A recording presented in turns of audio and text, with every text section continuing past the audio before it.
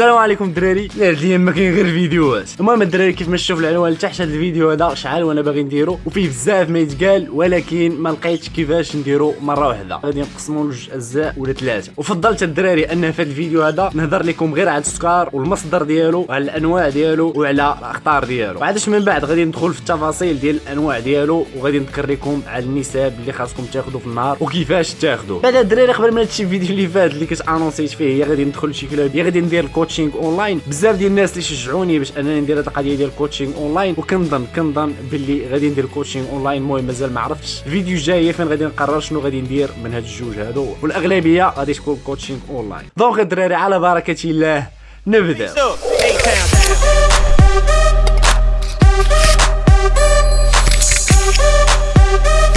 اولا هاد المعلومات هادو كتنطبق على النساء والرجال، وثانيا بيك ديديكاس لخويا الدكتور سعيد اللي ديما معاوني في تثبيت المعلومات ومعرفه الجديد. وثالثا خلينا نبداو الفيديو بارك من الهضره. واخا شنو هو السكر؟ ملي تيقول شي واحد عربي كلمه السكر بحال ما هكا فهو كيقصد بها السكر ديال الطابله او السنيده، وحتى الغربي ملي تيقول سكر بلا اس في الاخر تيكون تيقصد بها حتى هو السكر ديال الطابله او السنيده. ولكن الدراري ملي تنقولوا كلمه سكريات اولا تنقولوا سكر وزايدين فيها اس في الاخر، هنايا ما تنبقاوش نقصدوا بها غير السكر ديال الطابله، وانما كنقصدوا بها كاع السكريات المزيانه والخايبه، يعني حتى الروز والبطاطا كيوليو داخلين في كلمه سكريات. في هذا الفيديو الدراري غادي نركز غير على السكر بحال ما هكا كلمه مفرده، وغنجمع معاه حتى خوتو اللي سبق لي قلتهم لكم في الفيديو ديال الجينرز، هادو كلهم فيهم فعيل وحده ما كيطلعوش رجال في الاخر، واخا فيهم المذاق والمنظر زوينين. وغادي نجمع معاهم حتى واحد السكر اللي كيطلع معاك قاربو من التحت غير بالريط وما كتعيقش به، واللي كيتسمى السكر كاشي، وهو السبب الرئيسي وراء ديك الجمله واللي كنسمعها انا بزاف، واللي هي خويا عبدي لا شهرين وانا مداير الريجيم وما بان فيا والو. هاد السكر الدراري هو اللي تيكون مخزون في المشروبات وفي المعلبات وفي بزاف ديال المنتوجات، هادشي الا ما قلتش كلشي. والسبب كيرجع لجوج ديال الحوايج. السبب الاول انه تيحسن المذاق ديال المنتوج، والسبب الثاني هو ان السكر كيزيد من مده الصلاحيه ديال المنتوج. داكشي علاش مثلا الا مشيتي هزيتي شي شيبس وقلبتي المكونات ديالها غادي تلقى من المكونات ديالها اللاكتوز واللي حتى هو سكر. غتقول في راسك علاش الشيبس مالحه ومديرين فيها سكر؟ السبب فهادشي كيرجع لان السكر كيقدر يزيد من مده الصلاحيه ديال المنتوج، دونك ما كيخسرش دغيا. شو الدراري على عرقت والله ما كنعرق بحال ما هكا في الصار. واخا الدراري دابخي البحوثات فانه في هاد 150 عام الاخرى، يعني من جويه 1870 حتى لدابا، فانه الاستهلاك ديال السكر زاد ب7 المرات. الاسم العلمي اللي كيعطيوه السكر هو السكروز، وربما خداوها من عندنا حنايا اصحاب اللغه العربيه السكر سكروز. واخا شنو هو المصدر ديال السكر؟ اغلبيه السكر كيجي من جوج نباتات، الشمندر ومن قصاد السكر. عندكم تسمعوا الشمندر تصاحبوا هذاك اللي كيعطيو الحواله، هذا سميتو الشمندر السكري وكينتجوا به حتى هو السكر، راه مختلف على داك ديال الحواله. المهم سيادنا هاد الجوج نباتات هادو كيدخلوا بزاف ديال العمليات ديال التصفيه، وكيعزلوا منهم الفيتامينات وكيعزلوا منهم الالياف، وكيخليو السكر مركز سنيده. بحال العمليه اللي كيديروها اللواي مثلا، كياخذوا الحليب وكيعرضوه لبزاف ديال العمليات ديال التصفيه، كيعزلوا منه كاع العناصر الغذائيه الاخرى وكيخليو البروتين مركز على شكل غبره. السكر الدراري فيه انواع، كاين السكريات البسيطه وكاين السكريات المعقده. والسكريات البسيطه الدراري هما اللي غادي نهضر عليهم في هذا الفيديو كيف ما قلت لكم، وهما بدورهم فيهم سكريات مزيانه وفيهم سكريات خايبه. والسكريات الخايبه بدورهم فيهم السكريات اللي خايبين بزاف وفيهم السكريات اللي خايبين غير شويه. وفي هذا الفيديو الدراري غادي نركز على السكريات اللي خايبين بزاف، ومنهم هذوك اللي قلتهم لكم في الفيديو ديال الجينرز نديروا الريبلاي: المالتودكسترين والدكستروز والفريكتوز والفيتاغو والسكر كوسومار، واللي هما اللي كنرمزوا ليه بالسكروز كيف ما قلت لكم في الاول، والقالب الله ينجيكم منه. نهضروا شويه على لي زيفي ديال السكر الخايب واللي منهم السكر ديال الطابله. السكر سيدي مني كتاكلو كيحفز لك واحد النورو ترانسميتور واللي كيتسمى الدوبامين. هاد الدوبامين هذا كاين اللي تيقول ليه هرمون دو بونور اولا هرمون دو بليزير، لحقاش كيتفرز في الدماغ ديالك غير منك تكون منتشي اولا تكون فرحان بزاف. الدوبامين كيتحفز لك في دماغك بنسبه ديال 50% ملي تنكونوا تناكلوا القص، تيتحفز ب 100% ملي تنكونوا في الجسر، وتيتحفز ب 350%. ويه اسمح لي نسولك، واش حتى هاد الخماسيه كتستطيع انها تحفزو 100%؟ كيتحفز ب 350% ملي تنكونوا تنضربوا في الكوكايين، وكيتحفز ب 1200% ملي تنكونوا تنضربوا في الماء. من التجارب اللي كانوا داروهم على واحد الفيران كانوا بلاوهم بالسكر لواحد المده، ومن بعد بلاوهم بالكوكايين لواحد المده حتى هي بحال المده الاولى ديال السكر، وجاو من بعد ويحطوا لهم السكر والكوكايين بجوجهم قدامهم اللي بغيتوها سيروا ليها. وطبيعه الحال حاسه الشم ديال الفيران راه عندهم ديال النحاس، عرفوا هذا السكر وعرفوا هذا كوكايين، وفي النتيجه ديال التجربه 50% ديال الفيران مشاو للسكر و50% ديال الفيران مشاو للكوكايين هو الاول. الحاصل ديال التجربه هو ان السكر حتى هو كيتعتبر ضروب، وإلا ما كونتروليتيش الكونسوماسيون ديالك ليه غينشويك في الاول وغيشويك في الاخر.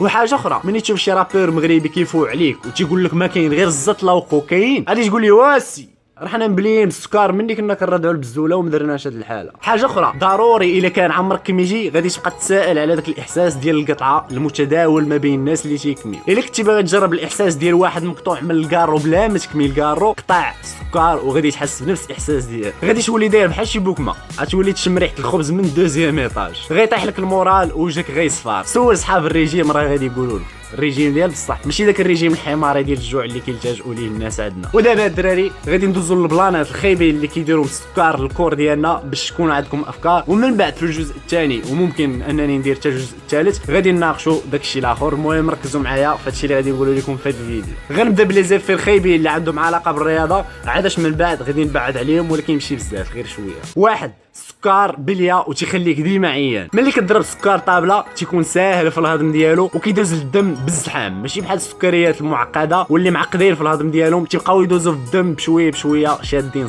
اسيدي. ملي تيكون هذا الزحام ديال السكر في الدم، هاد القضيه هذه كنسميوها بارتفاع ضغط السكر في الدم. هنا كيخدم واحد الساط اللي سميتو البنكرياس وكيطلق واحد اللعيبه اللي سميتها الانسولين. هاد الانسولين هذا كيجي للراس ديال الجعابي اولا الشعيرات الدمويه، وتيجي معاه واحد الميساج للخلايا اللي كاينين تماك في الراس بانهم يتحلوا، وكيبداو دوك الخلايا كيتحلوا باش يدخلوا السكر لعندهم وينقصوا ضغط السكر في الدم. كل ما كليتي السكريات سريعه بشكل اكبر، كل ما كيخرج الانسولين بشكل اكثر، كل ما كيطلع الضغط بشكل اكبر. وفي هذه اللحظه هذه اللي كيتحلوا فيها كاع الخلايا باش انهم يطيحوا ضغط السكر في الدم، كياخذوا كاملين السكر، وكل ما كان الضغط طالع كل ما كينزل بشكل اكبر. الحصول من هذه اللقطه كل ما طلع مزيان كل ما غينزل مزيان، ومن بعد ما كينزل مزيان في هذيك اللحظه كيطيح الضغط ديال السكر في الدم، والخلايا كيعاودوا يتحلوا وكيبداو يخرجوا السكر بشويه بشويه، عادش كيعاود يطلع الضغط ديال السكر في الدم وكيرجع للمعدل الطبيعي وكيبدا غادي مزيان. في ديك اللحظه الدراري ملي كيطلع السكر هي ملي كتحس نتايا بالنشوه وكتحس براسك بيس، ولكن ملي كيخرج الانسولين وكيحل دوك الخلايا وكينزل الضغط ديال السكر في الدم، في هذيك اللحظه اللي كينزل حتى كيرجع للمعدل الطبيعي كتحس انت بالعيا وكتحس بالنعاس. وحاجه اخرى هي انك كتعاود تشهي السكر،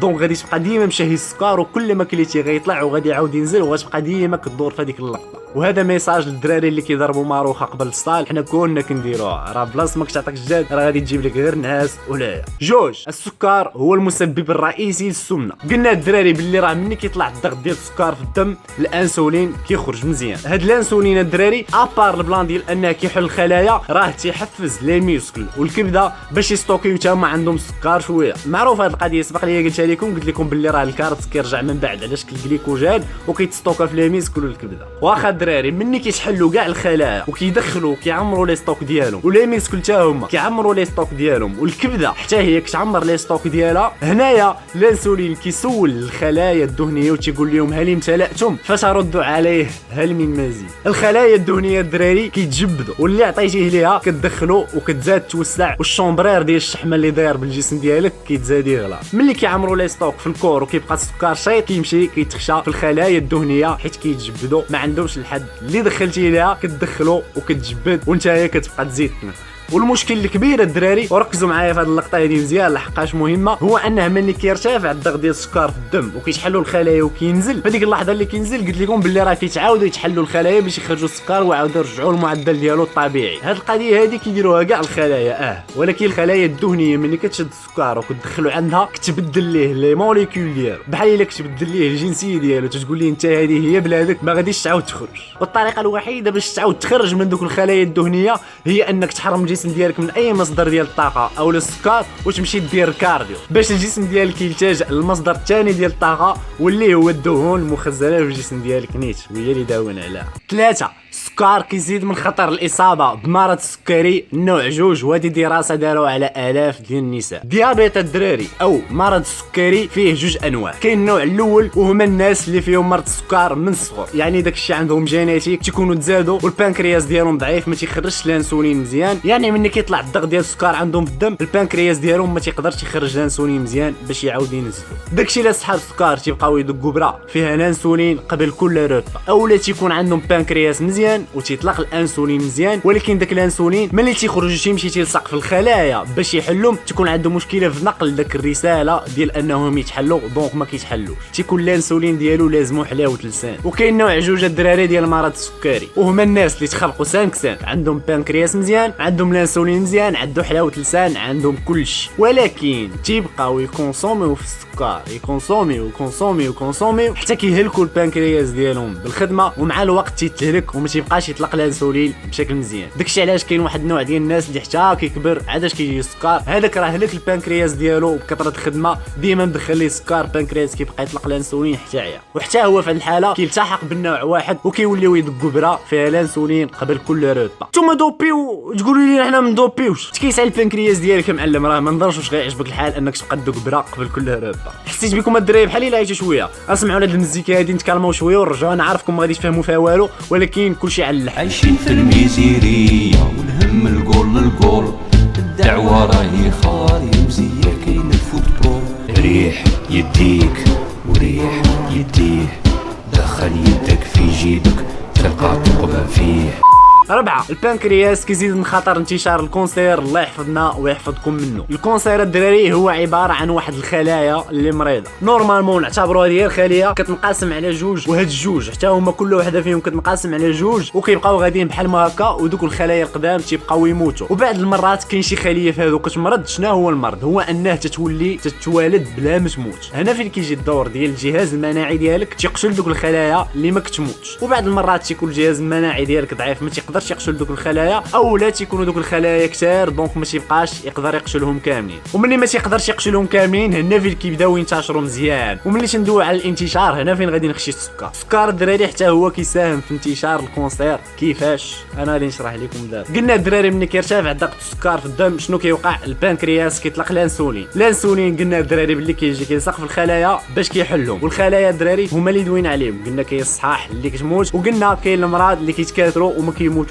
وهذا هو ما يسمى بالسرطان. ملي كيجي الدراري الانسولين راه كيلصق في الخلايا اللي مرض واللي ما مرضش بجوج، وكيحلهم بجوج، وكيبدا يدخل لهم السكر بجوج، وراه كيتغداو عليه. راه حتى الخلايا الدراري كيضربوا لاباي ديالهم من السكر، وهكذا حتى هما كيبقاو يتكاثروا. يعني كل ما كان السكر واجد في الكور ديالك كل ما كان الانسولين واجد، كل ما غادي يدخل الخلايا بشكل اكبر، وكل ما دوك الخلايا غادي يسهل عليهم انهم ينتشروا ويتكاثروا. يعني اللي جا لشي واحد الكونسير الله يحفظ بلاصه ما يدير الكونسير واحد 5 سنين باش يقتلو غادي يدير غير عام. 5. مع استهلاك السكر بشكل كبير وغير عقلاني كيطيح لك مستوى هرمون التستوستيرون بنسبه اكبر من 25%. والتستوستيرون الدراري راكم عارفين الدور ديالو في المجال ديال الرياضه، راه هو كلشي. هو اللي كيعطيك المظهر ديال الراجل، هو اللي كيعطيك الزغاب، هو اللي كيعطيك الغلو ديال الصوت، هو اللي كيبني لك ليميس، هو اللي كيدير تقريبا كلشي في هذا المجال. داكشي علاش اغلبيه ديال الناس الغلاظ اوتوماتيكمون تتلقى عندهم التستوستيرون طيح. 6. وليس ببعيدا عن الرياضه السكر الدراري كيتعتبر من الاسباب الرئيسيه لحب الشباب. 7. من واحد الدراسه دارت على 600 ديال الناس رجال وعيالات السن من 50 حتى 70 سنه، لقاو باللي اللي عندهم ارتفاع في نسبه السكر في الدم تيبانوا شارفين في المظهر ديالهم اكثر من الناس اللي عندهم انخفاض في نسبه السكر في الدم ديالهم. 8. السكر ملي تيبقى في الفم ديالك تيقتل لك البكتيريات الصحيه، وهادشي هذا كيؤدي للتسوس ديال الاسنان. 9. لا صافي الدراري بارك على السكر مسكين كثرنا عليه في هذا الفيديو، حتى الفيديوهات الجايين وغادي نعاودوا نهضروا عليه مزيان. الموضوع ديال السكر الدراري فيه بزاف ما يتقال، كون درتو في فيديو واحد غادي تجي فيه اكثر من 30 دقيقه ولا جوايه 40 دقيقه. مازال الفيديوهات جايين غادي نهضر لكم على الانواع ديال السكر، وغادي نهضر حتى على دوك المنتوجات اللي كيكتبوا فيهم في الاخر لايت بحال كوكا لايت مثلا،